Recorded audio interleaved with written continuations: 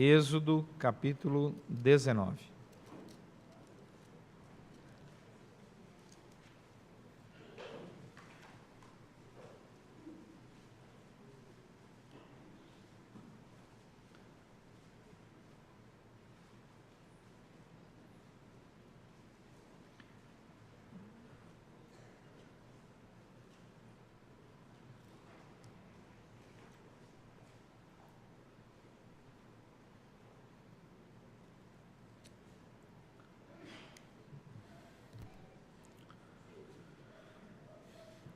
Nós vamos ler o verso 5.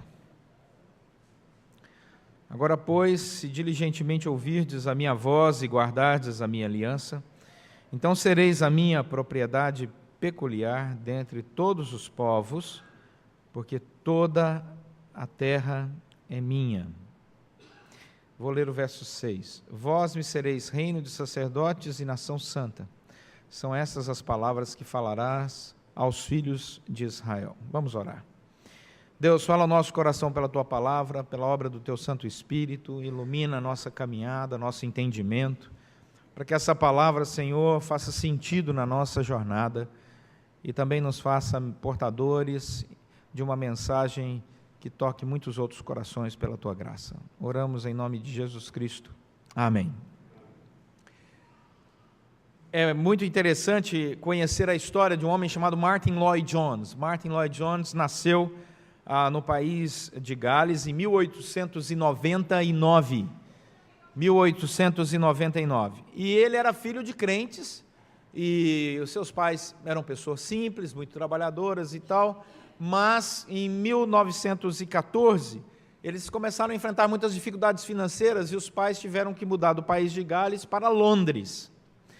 E lá em Londres, o jovem Lloyd-Jones, já com 15 anos, começou a entregar leite. Então ele saía nas casas entregando leite, que esse era o negócio do seu pai. Todos os dias ele passava na porta da capela de Westminster e ia até as casas para entregar leite.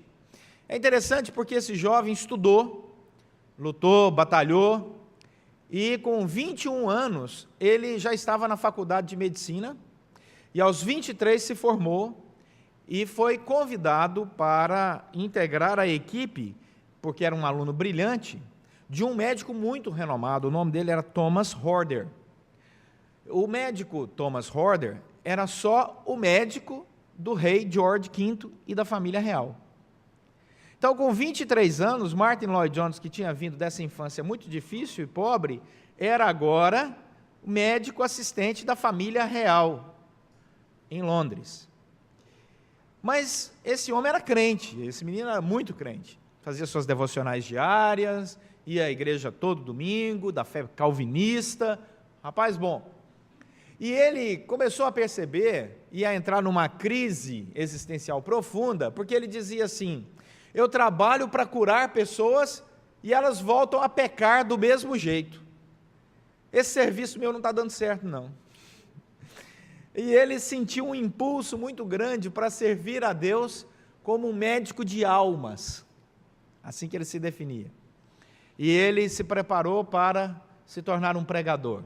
Já estava casado, esposa satisfeita, ele jovem de 26 anos, agora com 27 anos, imagine, casado, recém-casado, a moça toda feliz, ele médico assistente da família real na Inglaterra. Gente, isso é muito importante. Novo, ele vira para ela e fala: vou abandonar tudo, porque Deus está me chamando para ser um pregador do Evangelho. E eu vou ser um pregador do Evangelho. E ele larga tudo e vai pregar o Evangelho. Larga tudo, larga a medicina, larga tudo. Larga uma carreira brilhante.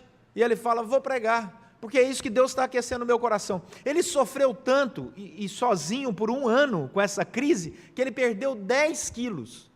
Olha que dieta boa, 10 quilos, nessa crise. E aí ele foi ser pastor no interior do país, num lugar que, quando você vê a foto da igreja, não tem uma casa em volta, é no meio do pasto, com gado em volta. Esse é o lugar onde Martyn Lloyd-Jones então começa o seu ministério. Mas em 1938, os anos vão se passando e ele se torna um pregador muito conhecido. Londres enfrentava uma grande dificuldade porque o liberalismo tinha avançado para dentro das igrejas. Algumas igrejas, para atrair pessoas, tinham até preparado teatro, para as pessoas virem assistir peças de teatro. Então acabava a peça do teatro, o pastor pregava alguma coisa e assim era o culto, para ver se as pessoas entravam na igreja. O declínio da fé evangélica já se fazia manifesto naquela época, 1938, na Inglaterra. A capela de Westminster, para que vocês tenham uma ideia, a mais importante em Londres, tinha uma média de frequência de 150 pessoas. O pastor lá era Campbell Morgan. E o Campbell Morgan, em 1938, diz assim: esse rapaz é um bom pregador, eu vou chamar ele para ser meu auxiliar. E Martyn Lloyd-Jones, então, se torna auxiliar da, então, capela de Westminster, a mais famosa, aquela que, quando ele tinha 14, 15 anos, passava entregando leite todos os dias ali à porta daquele lugar. A história de Lloyd-Jones está muito bem registrada nesse livro aqui, do Steven Lawson, A Pregação Apaixonada, de Martyn Lloyd-Jones. Dá para dar um close aqui nesse livro, será? Você consegue aí, tio Carlos? Eu recomendo esse livro, acabou de ser lançado esse livro aqui. Essa é a carinha do Lloyd-Jones aí, ó. Pode manter assim, que eu vou virar. O autor é esse Steven Lawson. Se os irmãos tiverem um pouquinho de boa memória aí, eu sei que tem. Steven Lawson pregou há pouco tempo atrás aqui na nossa igreja, nesse púlpito aqui, uma excelente pregação sobre Romanos. É um grande escritor. Então esse livro é um livro maravilhoso que conta, acabou de ser lançado pela editora Fiel, que fala sobre a história desse homem chamado Martyn Lloyd-Jones. Uma coisa interessante que o livro narra é o desejo de Lloyd-Jones de fazer diferente. E é sobre isso que eu queria pensar com os irmãos hoje. Deus nos chamou para fazer a diferença. Nós estamos vivendo um mundo hoje em que alguns princípios, alguns valores foram jogados fora. E a mídia aí, global começou a se tornar a grande proclamadora de valores. Francis Schaeffer já dizia isso na década de 70, que nós chegaremos a uma época no século 21 que o que a mídia dissesse seria verdade incontestável, mesmo que não fosse verdade. Só que a mídia, principalmente nesse ano de 2016, ela errou todas as grandes previsões mundiais. A grande mídia, quando eu estou falando mídia, é CNN, né, BBC, e por aí vai, e aqui do Brasil também, né? Tudo que eles previram, vai acontecer, por exemplo, a Inglaterra jamais vai sair da comunidade europeia, saiu. O Trump jamais vai ser eleito presidente dos Estados Unidos, foi eleito. E a mídia agora, ela está em crise, porque a mídia mundial, isso está sendo discutido por aí, não estou inventando isso, ela entrou em crise porque ela percebeu que ela não está sabendo ler o mundo, ela achava que podia dizer o mundo que o mundo ia pensar, ela percebe que não consegue mais. Por exemplo, o jornal de sexta-feira do Globo traz reportagens interessantíssimas sobre essa própria crítica, e esse artigo aqui de uma cantora, Zélia Duncan, que não tem nada de evangélica, mas ela faz no final desse artigo dela uma afirmação muito interessante. Ela diz assim, citando, Arrigo Barnabé e Mário Manga, interessante, ela diz assim: que perigo, que destino, olha a pergunta dela, será que Deus mudou? Ou será que mudamos de Deus? Meus irmãos, esse tipo de pergunta me faz delirar. Quando o mundo está tão perdido que ele começa a pensar acerca de Deus. O mundo perdeu tantas suas referências, está tão perdido. Eu ouvi uma entrevista na CNN da líder da campanha do Trump, que é uma jornalista, sendo inquirida pelos jornalistas da CNN, perguntando para ela, escuta, o que foi que aconteceu? E agora? Vocês ganharam. E ela disse, como jornalista eu digo para vocês, vocês ouviram tanto a si mesmos, que se esqueceram de ouvir o que estava acontecendo nas ruas, foram pegos de surpresa. Nós estamos nesse momento em que muitas pessoas estão sentindo um vazio existencial, porque os seus valores, construídos longe daquilo que Deus propõe, estão se mostrando vazios. Tem um comentarista chamado Mackintosh, que ele diz que a grande questão da humanidade é que a humanidade não consegue seguir aquelas bênçãos que Deus propôs num relacionamento direto com ela. Diz o Mackintosh: a humanidade é aquela que constrói bezerro de ouro, quebra a lei de Deus, profana o dia do Senhor, as ordenanças são menosprezadas e abandonadas, os mensageiros de Deus são apedrejados, criticados, o Cristo é rejeitado e crucificado, existe uma resistência ao Espírito do Senhor. Tudo isso são provas esmagadoras de como o homem violou os seus pactos, como o homem violou os seus votos, e acontecerá assim sempre que a humanidade fizer cada pacto e cada voto, porque a humanidade ela é inclinada ao pecado. E aí, olha o texto de Êxodo capítulo 19, o verso 5. Deixa ele aberto. A primeira palavra que vai aparecer no seu versículo é "e agora", né? Agora. A gente se lembra aí da poesia brasileira, né? E agora, José, né? Agora.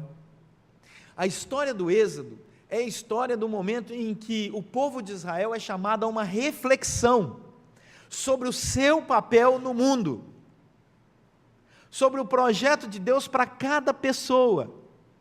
É como se Deus falasse assim: para tudo, agora é hora de pensarmos algo novo, diferente. E ele diz: olhem para a história. Capítulo 18 de Êxodo, o Senhor está relembrando Israel. Diz Deus, eu tirei vocês do Egito, eu tirei vocês da escravidão, eu tirei vocês de uma vida que não tinha sentido. Agora é um novo momento. Toda aquela organização mundial, todos os valores do mundo, todos os poderes constituídos foram embora. Agora é hora de prestar atenção para um novo momento que Deus está chamando. E que momento é esse? É o momento da aliança. A palavra aliança aparece aí no versículo 5, ele diz assim: agora, pois, se diligentemente ouvirdes a minha voz e guardardes a minha aliança.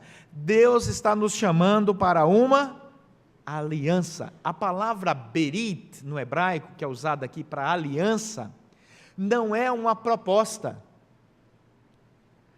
A aliança não é algo que Deus diz para você: olha, eu estou propondo aqui uma aliança, se você quiser, você diz sim, se você não quiser, você diz não. Não é esse o sentido aqui da composição da palavra berit no hebraico. A palavra berit no hebraico é: eu te chamei para uma aliança, Deus dizendo, e você está nela, independe de você querer ou não, eu te chamei para uma aliança. Isso é graça, isso é misericórdia, não é algo que nós fizemos, não é um convite que nós aceitamos, foi ato generoso e gracioso de Deus. Romanos capítulo 8 diz que Deus tirou do nosso coração o espírito da escravidão, e Deus nos adotou como filhos e filhas amadas dele. Ele nos adotou. Era como se você fosse um bebezinho. Imagina um bebê lá no orfanato, aquele tanto de bebê, aí chega um pai, uma mãe e diz assim: nós queremos adotar uma criança, queremos adotar aquela criança. A criança levanta a mão e diz: não, eu não. Não, o bebê vai ser adotado. Eu particularmente acho a adoção uma coisa lindíssima, lindíssima, acho uma das coisas mais, inclusive biblicamente, né, é a maneira como Deus se relaciona conosco. E aí nós somos adotados. Você não é, no processo de adoção não existe um convite em que a criança aceita ou não. A adoção é um ato deliberado do coração do pai. É isso que a Bíblia vai dizer espiritualmente. Gerhardus Voss, um grande teólogo do Antigo Testamento, ele diz que é o uso dessa palavra Yahvé e a composição do texto aqui no hebraico diz que não é dado a nós assentimento àquilo que é requerido no processo da aliança. Deus diz: eu estou te resgatando, eu estou te tirando das trevas, eu estou te chamando para ser meu filho e minha filha, você está debaixo dessa aliança. E qual que é a nossa parcela nessa aliança? Aí o texto vai explicar. Você é filho, você é filha, você pode ser um bom filho, uma boa filha ou um filho ruim. Quem é um filho bom, quem é uma filha boa? É aquele que é obediente.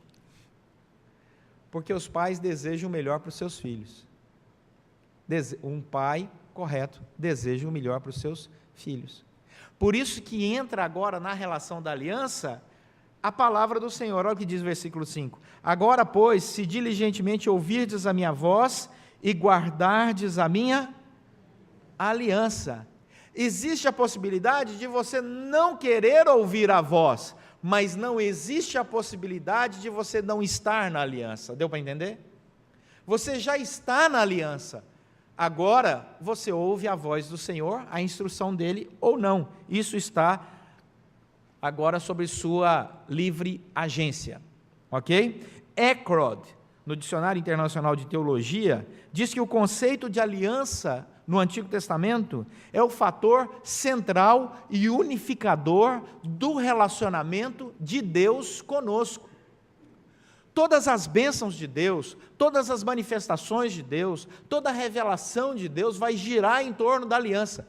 Porque Deus tem uma aliança conosco, Ele se revela a nós. Porque Deus tem uma aliança conosco, Ele nos guarda. Porque Deus tem uma aliança conosco, Ele cuida da gente. Porque Deus tem uma aliança conosco, Ele espera que nós tenhamos um coração grato. O Eckrod diz assim: a aliança sacerdotal de Números 25, a aliança davídica de 2 Samuel 7, a nova aliança de Jeremias 31, são todos aspectos administrativos da mesma aliança, a aliança da graça de Deus. Nós somos salvos pela graça, somente pela graça. Não existe obra que possa nos salvar. Não existe nada que possamos fazer para ser salvos. Efésios capítulo 2, verso 8 ao 10 diz: pela graça sois salvos, mediante a fé. Isso não vem de vós, é dom de Deus. Não de obras para que ninguém se glorie. Você não vai poder chegar no céu e dizer assim: olá Senhor, tudo bem? É Pedro mesmo que está aqui na porta? Aí vão dizer: não, é João. Ah, é? Sempre pensei que era Pedro. Não, eu mereço entrar no céu porque eu fui um bom cristão. Eu fiz isso e fiz aquilo outro. Não existe isso na Bíblia. A Bíblia vai dizer que nós só vamos entrar na presença do Senhor pela graça. Agora, as obras, as boas obras, testemunham a sua fé. Se você disser, diz Tiago, que tem fé, mas não faz obras, a sua fé é morta, mentirosa. Porque todo aquele que tem fé pratica boas obras. Mas nem todo aquele que pratica boas obras tem fé. Porque às vezes tem gente que faz boas obras para negociar com a divindade um processo de purificação. E o Senhor condena isso, porque Deus não faz negócio conosco. E é interessante, Dr. Martin Lloyd-Jones vai dizer então, desse texto, que uma das coisas mais ricas que a igreja perdeu em Londres, na época, e continua até hoje perdendo, é a capacidade de, olha o versículo 5, ouvir a voz de Deus de maneira diligente. Como é que eu sei, já que eu fui inserido na aliança de Deus, como eu devo viver? Como é que eu sei? Ouvindo a voz de Deus. Aonde Deus fala? Pela palavra. A palavra revelada de Deus, que é a Bíblia. O Dr. Martin Lloyd-Jones diz o seguinte: a Bíblia não é apenas uma série de declarações corretas, ela é a palavra divinamente inspirada. Aí diz o Dr. Lloyd-Jones: o declínio na crença da inspiração divina da Escritura é o que faz com que a igreja diminua o seu poder e a sua influência no mundo. Aí diz o Dr. Lloyd-Jones: para mim, a verdadeira causa do estado atual da Igreja de Deus sobre a terra se encontra no desvio voluntário da igreja de uma crença na Bíblia como palavra de Deus plenamente inspirada e de se enfatizar as verdades evangélicas aqui expostas nas Sagradas Escrituras.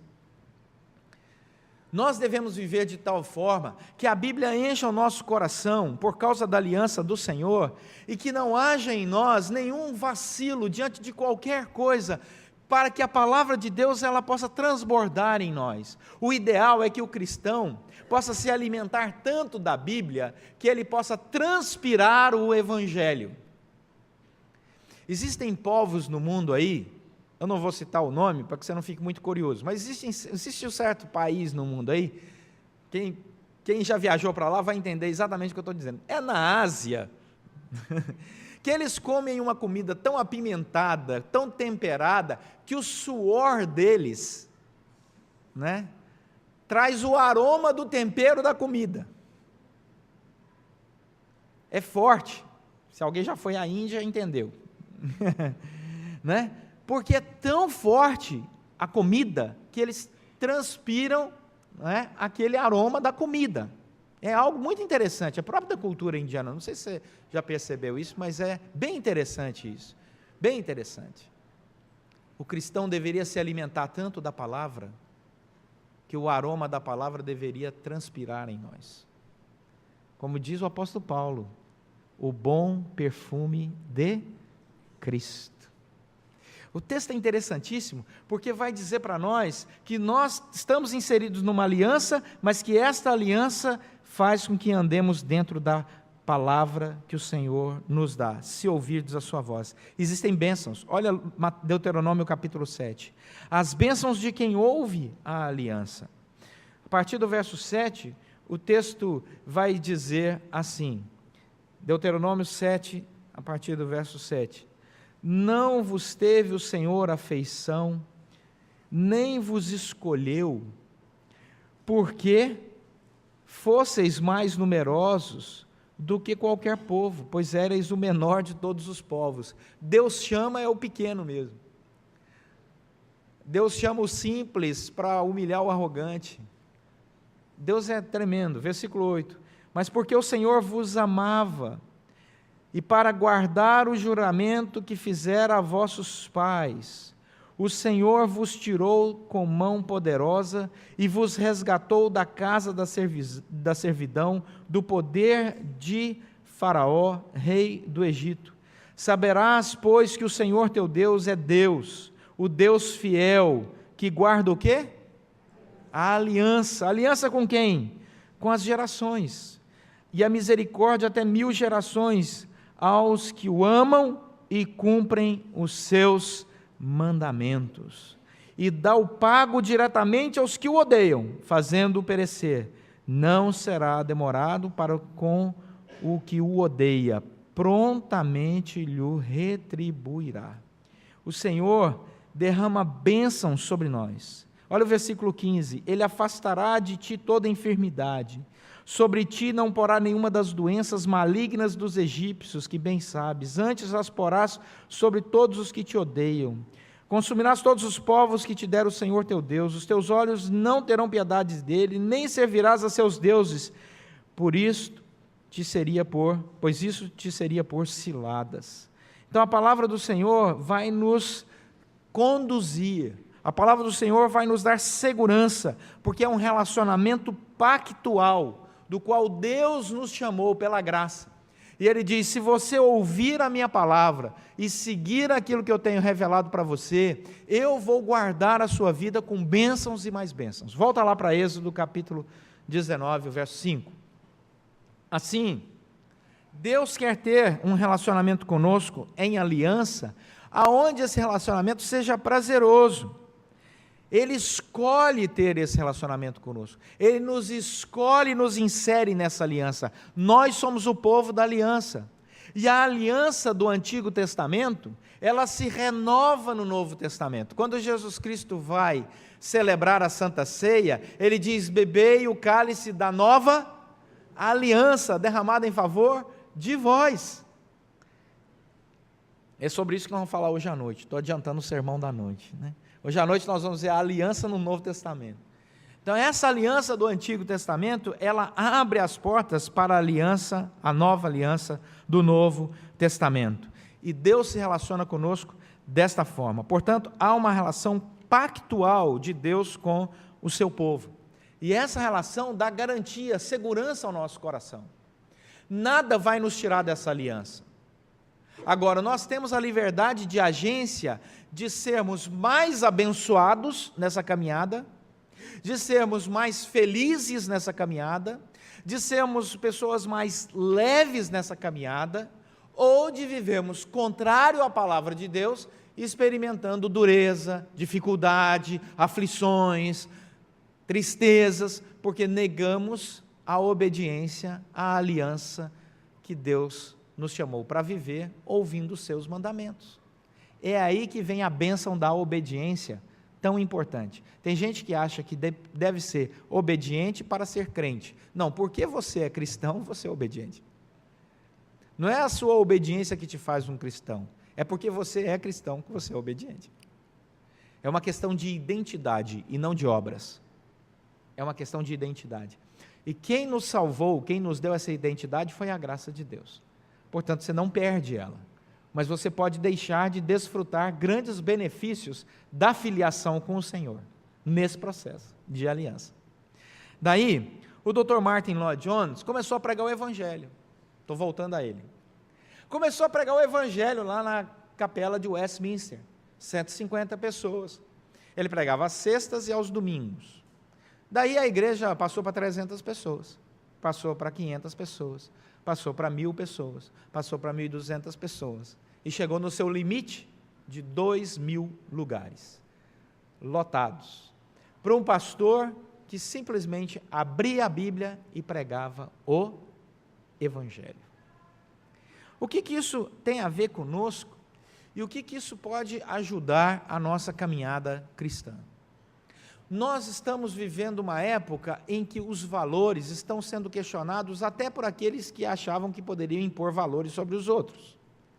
Nós estamos vendo um mundo falido nas suas previsões e pretensões. E isso gera no mundo inteiro insegurança, instabilidade, ou não. Olha o mercado de valores. O dólar sobe, o dólar cai, a bolsa sobe, a bolsa cai. O mercado está todo instável, o tempo todo. Se você falar assim, Angela Merkel gripou, a bolsa vai ser influenciada. Se você falar assim, o Trump pintou o cabelo de preto, o dólar cai. Né? O mundo está assim, o mundo está extremamente instável. E isso começa a afetar a nossa espiritualidade, o nosso relacionamento com o próximo, o nosso relacionamento com Deus. Mas isso é um equívoco, isso não pode acontecer. Porque a base da nossa sustentação não está na instabilidade do mercado, da segurança, da educação, dos governos. A base da nossa sustentabilidade, o que nos mantém firmes, é a aliança que Deus tem conosco. Porque Ele nos chamou para um relacionamento e Ele vai nos guardar em toda e qualquer circunstância. Ele vai colocar o pão sobre nossa mesa em toda e qualquer circunstância, porque quem faz isso é o Senhor, e nós somos filhos dEle, pela sua imensa graça. Quem vai nos proteger e proteger a nossa família, quando nós saímos no meio de uma sociedade violenta, em qualquer lugar do mundo, é o Senhor. Ele é quem vai nos proteger, Ele é quem vai nos guardar, Ele é quem cuida do seu povo. Então nós precisamos voltar e responder até os jornais quando eles perguntam, será que Deus mudou? Ou será que nós criamos um Deus? A resposta é, Deus não mudou, mas a sociedade criou falsos deuses. E por estar seguindo falsos deuses, ela caminha para o abismo que caminha. Agora, você quer conhecer o Deus verdadeiro? Volte os seus olhos não para uma religião, volte os seus olhos não para um pregador, volte os seus olhos para a palavra do Deus que se revelou. Porque se tem algo rico no mundo, meus irmãos, é a palavra de Deus. Se tem algo que é verdade absoluta, é a palavra de Deus. E se tem algo que o cristão tem que conhecer, é a palavra de Deus. Porque quando o inimigo bater a sua porta, se você usar todos os argumentos filosóficos, financeiros, de conhecimento que você tiver, ele não vai embora, mas quando você abre a palavra, ele some. Quando o medo bater a sua porta, abra a palavra. Quando a insegurança chegar na sua porta, ouça a palavra. Quando você tiver projetos, planos, desejar, eu quero ter um futuro brilhante, abra a palavra. E veja que o Deus da palavra ainda fala. E o Espírito Santo aquece seu coração. E a diferença entre aquele que está na aliança e aquele que não está na aliança é que aquele que não está na aliança abre a palavra e não entende nada, mas aquele que está na aliança, quando abre a palavra, ela edifica, ela ilumina, ela transforma a sua caminhada. Portanto, que sejamos conhecidos como povo da palavra, que ouve a palavra, que se alegra por estar na aliança, e que vive as bênçãos e colhe as bênçãos da obediência à palavra do Senhor. Escuta, você vai na igreja ao domingo? Pergunta o seu colega não crente. Vou. Você ainda leva os seus filhos? Levo. Acorda eles de manhã no domingo? Pois é. Rapaz, você não acha que você está fanático? Não, eu estou bíblico. Estou obedecendo o que a Bíblia diz. Escuta, mas você, de fato, faz oração todo dia na hora do almoço? Você não acha que isso é um hábito demodé? Não, isso é o que a palavra de Deus diz. E é muito bom ser o povo da palavra. Portanto, Lloyd Jones estava certo. Aquela igreja foi uma grande bênção. Infelizmente, se você visitar a capela de Westminster hoje, provavelmente você vai ter uma triste surpresa. Ela já não está tão cheia. Porque entraram outros pregadores que se esqueceram de continuar simplesmente pregando a palavra. E ela foi se esvaziando. E o púlpito de Lloyd Jones, segundo as palavras do próprio Steve Lawson, nem mais ocupa hoje o lugar central na igreja. Foi colocado num cantinho, está escondido num cantinho. As pessoas nem mais sabem que aquela peça lá no canto era o púlpito que o grande Martin Lloyd Jones pregou por 30 anos naquele lugar, fazendo uma grande diferença, sendo uma grande bênção. Em 1968, depois de 30 anos de pastorado, Lloyd Jones teve um câncer, largou o pastorado, lutou contra o câncer, e Deus deu graça, ele foi vitorioso, se curou, mas aí ele falou, não, agora eu vou me dedicar a palestras e a escrever os meus antigos sermões, transcrever, porque já não tinha tanta saúde assim. E assim ele fez até a década de 80, quando o Senhor chamou a presença dele. E hoje, qualquer gabinete pastoral que se preze tem que ter alguns livros de Lloyd Jones na estante. Se um dia você entrar num gabinete pastoral, procure. Se não tiver, cai fora. Cai fora, porque tem gente lendo coisa ruim por aí, né? Mas ele fez a diferença naquela época, naquela sociedade. Deus está nos chamando para fazer diferença hoje. O povo está perdido. E nós conhecemos o caminho. E o caminho é Jesus Cristo. E ele se revelou na Bíblia. Vamos ajudar esse povo, para que eles possam experimentar a mesma alegria, segurança, paz, tranquilidade, em toda e qualquer circunstância que o Senhor tem nos dado. Amém? Vamos orar.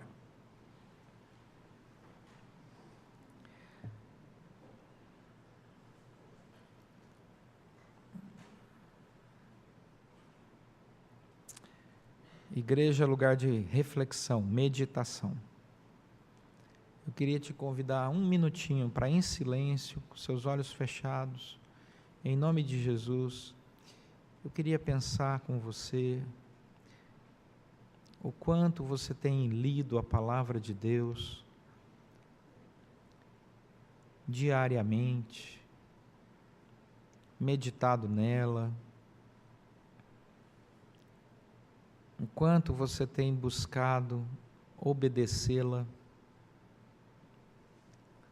porque Deus continua fiel, guardando nossa casa, sua família, nos dando a alegria de termos o privilégio de termos uma igreja para nos reunirmos com pessoas amadas. Faça aí um compromisso com Deus.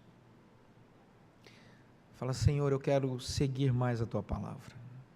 Eu ando meio displicente quanto a isso, eu quero te pedir perdão.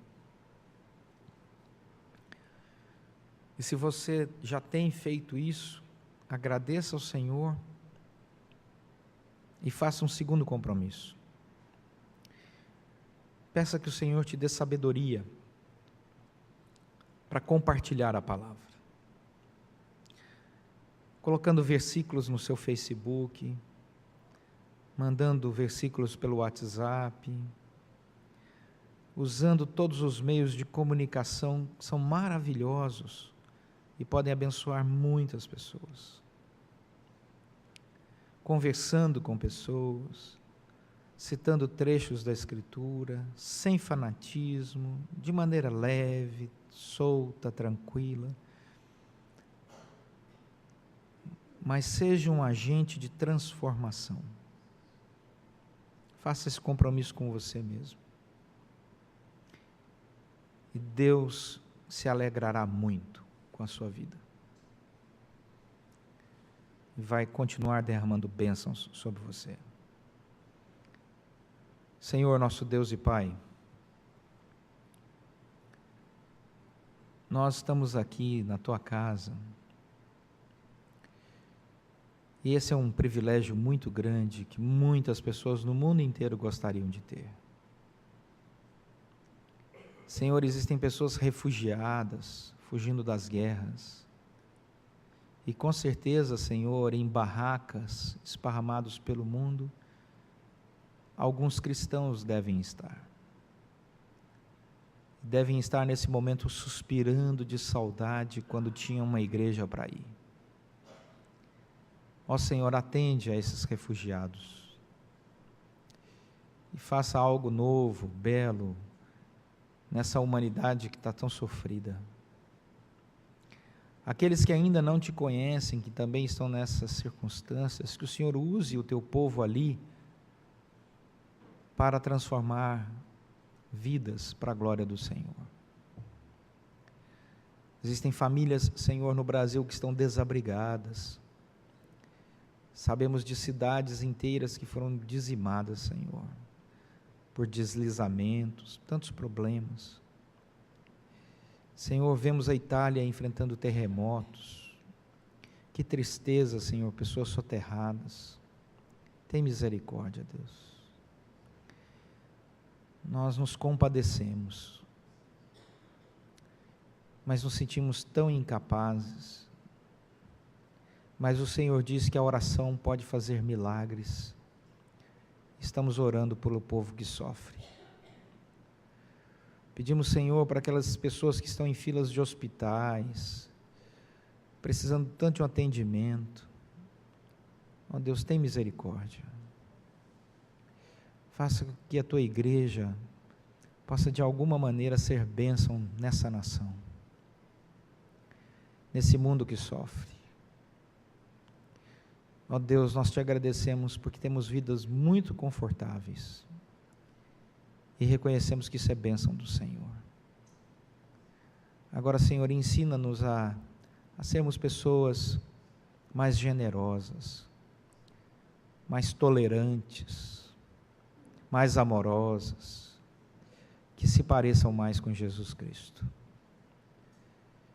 Nós queremos, ó Deus, pedir que o Senhor nos perdoe por nossas faltas e nos capacite para uma caminhada que realmente glorifique o Teu nome, que faça diferença nessa sociedade, cada um de nós aqui, para a glória do Teu próprio nome, para que o Senhor seja glorificado. Abençoe, Deus, cada família aqui representada, continue nos sustentando, nos dando alegria, saúde, paz, fé comprometida contigo, com Teu reino, para a glória do Senhor. Pois oramos agradecidos, em nome de Jesus Cristo.